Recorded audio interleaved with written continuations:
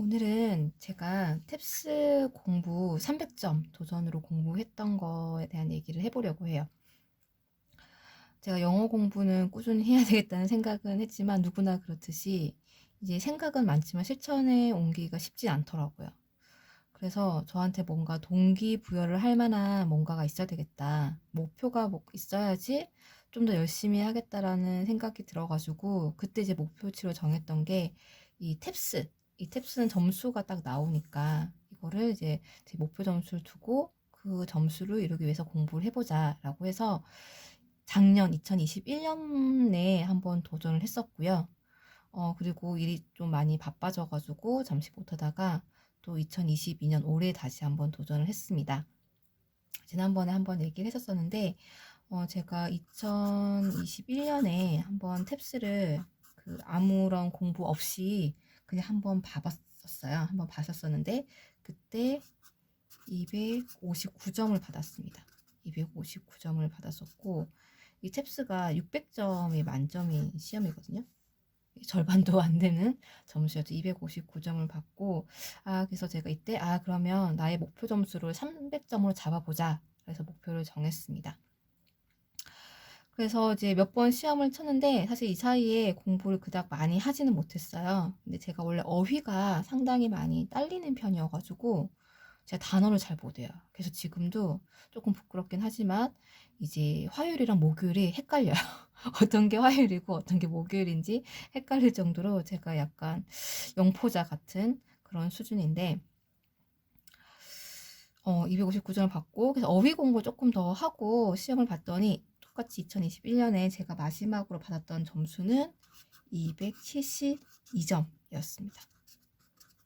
그래서 2021년에 272점까지 하고 300점은 한참 못 미치는 점수였죠. 여기까지만 하고 중간에 조금 직장 일이 바빠져가지고 중단을 했었습니다. 근데 제 생각에는 사실 이 점수의 오름도 진짜 저의 영어 실력이 늘었다기보다는 이때 잠깐 이제 어휘 공부를 조금 단어를 외우면서 워낙 어휘가 딸렸던 부분이라서 그 부분이 살짝 좀 좋아진 게 아닐까라는 생각을 해봅니다. 어쨌든 272점으로 제가 2021년도에 마무리했었고 올해 이제 다시 도전을 했어요. 도전을 하면서 언제부터 공부를 했냐면 9월 2일부터 9월 2일부터 제가 이제 9월 2일이라고 적은 이유는 이전까지는 사실은 2021년에 공부를 뭐 한다고 했지만 사실 교재도 아무것도 없이 교재도 아무것도 없었어요. 교재도 아무것도 없이 그냥 인터넷에서 찾아보는 그런 정보로만 이제 공부를 했었어요. 공부를 했었고 그때 유일하게 제가 봤던 거가 요거 여기 보면 탭스 19 인터넷 유튜브에 보면 강의 찾아보면 나오거든요. 거기서 무료로 배포하는 자료가 있었어요. 탭스 19 327점을 목표로 하는 분들에게 맞춤형으로 나온 이제 무료 그 자료인데 여기에 나오는 걸 가지고 여기 어휘가 있어가지고 어휘 공부를 조금 했었습니다. 이게 2021년도 유일하게 제가 이용했던 교육 자료였고 유일하게 봤던 거였어요. 그래서 이때는 좀 안 될 것 같아서 올해는 제가 탭스 문제집도 사고 좀 책을 샀습니다. 이 책을 사서 받은 날짜가 9월 2일이었어요. 9월 2일 날 공부를 본격적으로 시작했고요. 그때 제가 샀던 책이 여기 나와 있는 시원스쿨에서 나온 뉴탭스 서울대 공식 기출 문제집. 많은 분들이 이제 이 공식 기출 문제집은 하나 권씩 있어야 된다 공부하려면 그렇게 얘기를 하셔가지고 이 공식 기출 문제집을 샀고요. 그 다음에 또 한 권은 여기 탭스의 정석이라고 왠지 제가 예전에 원래 수학 정석도 좋아했었거든요. 왠지 정석이 붙은 책이 신뢰가 가가지고 이 탭스의 정석이란 책도 샀습니다. 이렇게 두 권의 교재를 조금 사가지고 9월 2일부터 제가 이제 본격적으로 좀 공부를 했어요. 공부를 시작을 했고, 제가 결국 시험을 9월 2일 시작해서 9월 17일 날 시험을 한번 봤고요. 그 다음에 9월 24일 날 또 시험을 한번 봤습니다. 9월 17일 날 본 시험에서는 제가 313점을 받았어요. 그리고 9월 24일은 317점. 이렇게 공부를 하고 300점, 제 목표였던 300점을 이제 달성을 한 거죠. 이때 달성을 했고, 그리고 이어서 본 시험에서도 똑같이 달성 비슷한 수준을 했습니다. 그래서 이게 제가 우연이 아니라 이때는 이게 제 좀 실력으로 받은 게 아닐까 싶은, 이제 그렇게 믿고 싶은 점수인데, 워낙 낮다 보니까 그렇게 제가 목표치가 높진 않아요.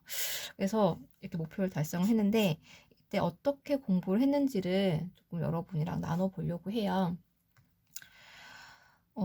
거의 한 2주 정도 되는 기간이었죠. 2주 정도 되는 기간은, 이 기간까지는 한 2주 정도 되는 기간이었는데, 이 기간에 보통 하루에 공부한 시간은, 뭐 집중해서 한 시간은 한 3시간에서 4시간 정도 된 것 같아요. 그 정도 공부를 했고, 주로 한 책은 아까 보여드렸던 그 두 가지 책 가지고 공부를 했습니다. 일단 그 기출 문제집을 한 번씩 풀어봤어요. 기출 문제집이 4회까지 있거든요. 기출 문제집이 총 이제 4회 기출 문제집이 있는데, 이거를 다 시험 보듯이 시간을 정해가지고 풀어보고, 그리고 이제 풀이를 다 한 번씩 보고요. 풀이를 한 번씩 받고, 그리고 이제 모르는 단어들, 여기서 나오는 기출에서 나왔던 모르는 단어들을 많이 외우려고 노력을 했습니다. 사실 결국 다 외우고 가지는 못했어요. 시간이 뭐 많이 부족했기 때문에 다 외우지 못했지만, 하지만 이때 외웠던 어휘가 나중에 시험 볼 때 많은 도움이 됐던 것 같아요. 이걸 계속 풀다 보니까 이 4회차까지 이제 풀고 나면 반복해서 나오는, 주로 그러니까 특히 독해 같은 데서 반복해서 나오는 단어들이 있더라고요. 단어들이 있는데, 제가 늘 모르겠죠? 1회부터 4회까지 볼 때가 계속 몰랐던 것들, 이제 눈에 보이기 시작하는 거, 이거 지난번에 다른 문제에서 봤었는데? 라는 생각이 드니까 이제 좀 더 익숙해지고, 언제 어떻게 쓰는지 그 뜻이 조금 더 와닿더라고요. 그래서 이 모의고사, 기출문제, 기출 4회를 풀고 풀이를 하고, 어휘를 외웠던 게 조금 많이 도움이 되었던 것 같습니다. 그리고 여기 탭스 19 여기서 나왔던, 그래서 여기도 보면 이렇게 그 1127점을 목표로 하시는 분들에게 필요한 이제 필수 단어를 이렇게 제시해 놓은 게 있거든요. 여기에 나오는 단어들도 외워둔 게 도움이 된 것 같아요. 특히나 이게 많지가 않아가지고 150개라고 되어 있으니까 심리적으로 조금 편안한 마음으로 외울 수 있었던 것 같아요. 너무 많으면 엄두를 못 냈을 텐데, 오히려 이제 개수가 이렇게 딱 좀 적게 있으니까 제가 조금 더 부담 없이 외울 수 있었던 것 같습니다. 이게 조금 조금 더 공부가 하는데 좋았던 것 같고요. 그 다음에 조금 도움이 됐던 부분은, 독해 같은 경우는 이게 챕스가 워낙 짧은 시간에 많은 문제를 풀어야 되다 보니까, 그냥 순수한 영어 실력도 있긴 하지만 약간 시험을 보는 노하우도 조금 필요하긴 하더라고요. 그래가지고 제가 봤던 책 탭스의 정석도 그렇고, 그리고 탭스 19 여기서도 그렇고, 독해 문제를 푸는 순서에 대해서 조금 노하우를 얘기를 해주시는 게 있어요. 보면 뭐 1번부터 6번까지 먼저 풀고, 그 다음에 제 지금 또 정확히 기억이 안 나는데, 뭐 9번부터 21번까지 풀고, 또 23번을 풀고, 26번부터 뭐 31번까지 풀고, 이렇게. 왜냐면 중간에 이제 어려운 문제들이 들어가 있는데, 이런 문제들은 약간 고득점자들은 꼭 풀어야 되는 문제지만, 그렇지 않은 분들은 조금 넘어가고 좀 더 쉬운 문제부터 풀라는 그런 뜻으로 이렇게 노하우를 알려주는 것들이 있더라고요. 그래서 이렇게 푸는 것들이 조금 뭐라고 해야 되죠? 시험 볼 때 좀 도움이 됐던 것 같아요. 실제로 점수에 도움이 되는지 모르겠지만, 그냥 뭔가 제가 더 빨리 풀 수 있게끔 도와준 것 같아요. 저는 워낙 그 시간이 부족해서 항상 독해를 다 못 풀었거든요. 거의 독해는 뒤에 있는 뭐 20 몇 번째부터는 거의 못 풀었다고 보시면 돼요. 예전에는. 그랬었는데, 이렇게 푸니까 그래도 이 뒷부분까지는 조금 어느 정도 가겠더라고요.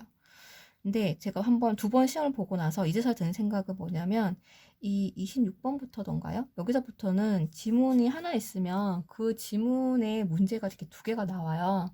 지금 두 개가 나오기 때문에 사실은 이제 지문을 하나만 봐도 이제 두 문제를 풀 수 있는 거죠. 근데 제가 항상 시간이 부족하다 보니까 한 28번 정도부터 문제를 풀고 나면 이미 시간이 부족해서 뒤에 걸 잘 못 보겠더라고요. 그래서 저는 이 뒤에 이렇게 지문 하나가 나오고 거기에 문제 이렇게 두 개씩 나오는 이거를 먼저 푸는 게 좋지 않을까 싶은 생각이 나중에서야 들더라고요. 어쨌든 이렇게 독해를 푸는 순서에 대한 게 조금 시험을 볼 때 도움이 됐던 것 같고요. 그리고 문법. 사실 뭐 단기간에 고득점을 얻으려고 하는 분들은 문법을 공부하지 말라라는 얘기가 상당히 많더라고요. 많이 있었는데 저는 사실 점수도 점수였지만 저희 기본적인 영어 실력을 조금 올리고 싶었어요. 올리고 싶었고 나중에 제가 영작을 하는 거 이런 것들도 조금 잘 해보고 싶었고 그래서 문법을 그냥 공부를 같이 하려고 노력을 했습니다. 노력을 했고 무엇보다도 사실 이제 어휘랑 이 독해랑 청해 특히 청해는 너무 안 늘더라고요. 재미가 없고 근데 이 문법 공부는 좀 재밌더라고요. 네, 재밌어가지고 문법 공부를 했는데 이 문법이 제가 엄청 많이 이번 마지막 시험 때 올랐어요. 이게 제가 처음에 259점 받았을 때 저희 문법 점수가 몇 점이었냐면 보니까 28점이었네요. 네, 28점. 이게 2021년도 28점이었고 근데 제가 올해 9월 24일 날 풀었던 점수를 보면 이때 제가 42점 42점을 받았어요. 이게 2022년 엄청 많이 올랐죠. 네, 공부한 게 조금 티가 나더라고요. 이때 제가 공부했던 강의는 저는 이제 다 무료 자료만 이용했어요. 무료 강의만 봤는데 이때 그 해커스였던 것 같아요. 설미연 선생님의 그 강의를 들었었습니다. 네, 강의를 좀 찾아서 봤어요. 유튜브에 올라와 있는 거랑 그리고 여기 해커스 탭스 가면 무료 강좌가 다 있더라고. 너무 잘 돼 있어요. 해커스. 그래서 이거를 좀 들어가서 들었었고 너무 재밌게 잘 알려주시더라고요. 그래서 이게 좀 많이 도움이 됐던 것 같습니다.